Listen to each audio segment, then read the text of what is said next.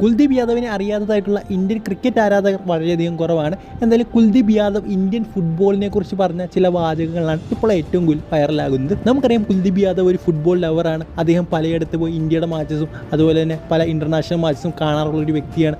അതുപോലെ തന്നെ ടി വിയിലാണെങ്കിലും മറ്റ് മാധ്യമങ്ങളിലൂടെയാണെങ്കിലും സോഷ്യൽ മീഡിയയിലൂടെ ഒക്കെ ആണെങ്കിലും ഇന്ത്യൻ ഫുട്ബോളിനെ വളരെയധികം സപ്പോർട്ട് ചെയ്യുന്ന ഒരു വ്യക്തിയാണ് കുൽദീപ് യാദവ്. അദ്ദേഹം പറഞ്ഞ ഇങ്ങനെയാണ്, അതായത് നമ്മുടെ ഇന്ത്യൻ ഫുട്ബോളിന് ധാരാളം പൊട്ടൻഷ്യൽ ഉണ്ട്, പക്ഷേ അത് വേണ്ട വിധത്തിൽ ഉപയോഗിക്കാനുള്ള റിസോഴ്സ് നമ്മുടെ കയ്യിലില്ല. അതായത് ഫുട്ബോളിനെ വളർത്തിയെടുക്കാനുള്ള എല്ലാ സാഹചര്യവും ഇന്ത്യയിലുണ്ട്, പക്ഷേ അതിനുള്ള റിസോഴ്സ് നമ്മുടെ കയ്യിലില്ല എന്നാണ് അദ്ദേഹം ഇതിലൂടെ ഉദ്ദേശിച്ചിരിക്കുന്നത്. അതുകൊണ്ട് തന്നെ തൻ്റെ ലക്ഷ്യം ഇന്ത്യയിൽ ഒരു ഫുട്ബോൾ അക്കാഡമി ക്രിയേറ്റ് ചെയ്യാനാണ്. എന്തായാലും നല്ലൊരു കാര്യം തന്നെയാണ് കുൽദീപ് യാദവ് പറഞ്ഞിരിക്കുന്നത്.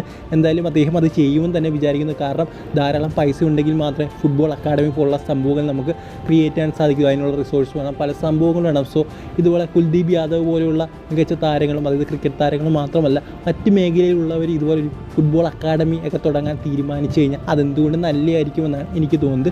എന്തായാലും ഫുട്ബോൾ കളിക്കുന്ന താരങ്ങൾ കാണിക്കാത്തൊരു കമ്മിറ്റ്മെൻറ്റാണ് കുൽദീപ് യാദവ് ഇപ്പോൾ കാണിച്ചിരിക്കുന്നത്.